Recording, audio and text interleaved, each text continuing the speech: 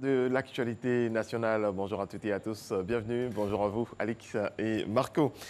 Le vice-président Daniel Cablan-Duncan a reçu hier en audience dans ses bureaux au Plateau le ministre des Affaires étrangères du Portugal, Augusto Santos Silva, est présent à Abidjan dans le cadre des préparatifs de la prochaine visite officielle en Côte d'Ivoire du président de la République du Portugal du 13 au 14 juin prochain. Le lancement éclaté de la réhabilitation de 21 000 pompes à motricité humaine a eu lieu à Abou Sekakwa, village situé dans le département d'Adzopé, région de Lamé. Dans cette région, 108 pompes seront réhabilitées. Sita Soro. C'est très important, voilà, de l'eau potable. Par ce geste, les populations d'Abou Sekakwa dans la région de Lamé retrouvent le sourire. La seule pompe hydraulique du village vient d'être réhabilitée.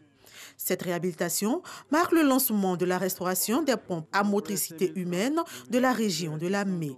Ceci dans le cadre du programme social du gouvernement avec la réhabilitation de 21 000 pompes comme instruit par le président de la République, Alassane Ouattara. Peut-on assurer le développement d'une région lorsque la population manque d'eau potable? Assurément non. C'est pourquoi le Conseil régional de Lamé voudrait exprimer la reconnaissance des populations au président de la République qui, en autorisant ce vaste programme social, démontre une fois encore que le bien-être de la population constitue sa priorité.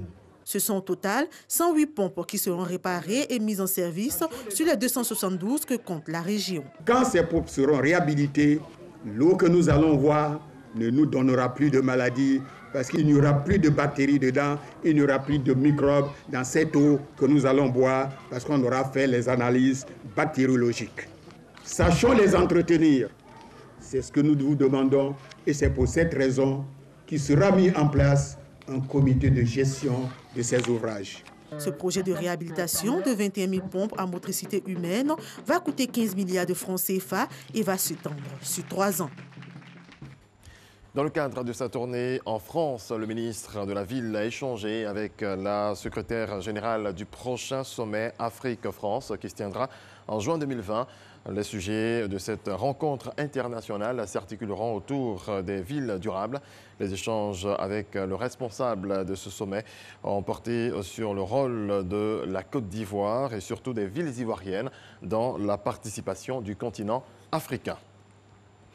La radio-télévision ivoirienne RTI organise la première édition de Abidjan Film Summit.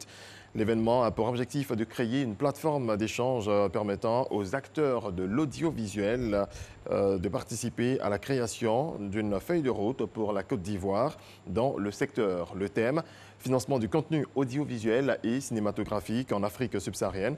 Quel modèle économique? Serge Coléa nous en parle. Le financement du contenu audiovisuel et cinématographique en Afrique subsaharienne. Quel modèle économique? C'est autour de cette thématique que s'est déroulé Abidjan Film Summit 2019. On s'est rendu compte de la nécessité d'investir dans le secteur en travaillant avec les producteurs privés.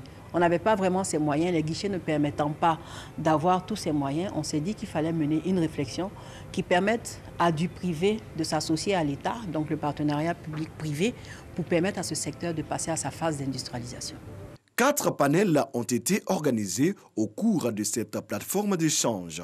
La thématique autour du mécanisme institutionnel d'appui au secteur de la production audiovisuelle et du cinéma a été animée par le ministre de la Communication et des Médias, Sidi Temoko Touré, le président du Fonds de soutien à l'industrie cinématographique, Diakité Mamidou Koulibaly, et le directeur général de la RTI, Fosseni Dambeli. Pays invité d'honneur de cette plateforme d'échange, le Nigeria. Objectif, s'inspirer du modèle à succès de Nollywood. Au Nigeria, ce qu'on a pu faire, c'est qu'on n'a pas arrêté de produire. Nos productions sont étendues sur l'Afrique. On n'a pas eu peur et c'est vraiment ce qui fait notre success story. Le gouvernement nous a aidés et ils ont facilité au niveau de l'administration, mais leur aide est vraiment loin de tout ce qu'on a pu avoir, même en termes de financement privé. Il faudrait produire davantage et davantage et d'être audacieux.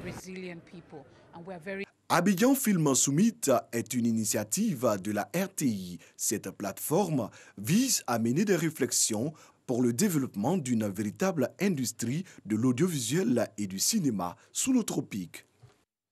C'est ici que prend fin ce 6h. Je vous donne rendez-vous à 6h30 pour le développement de l'actualité africaine.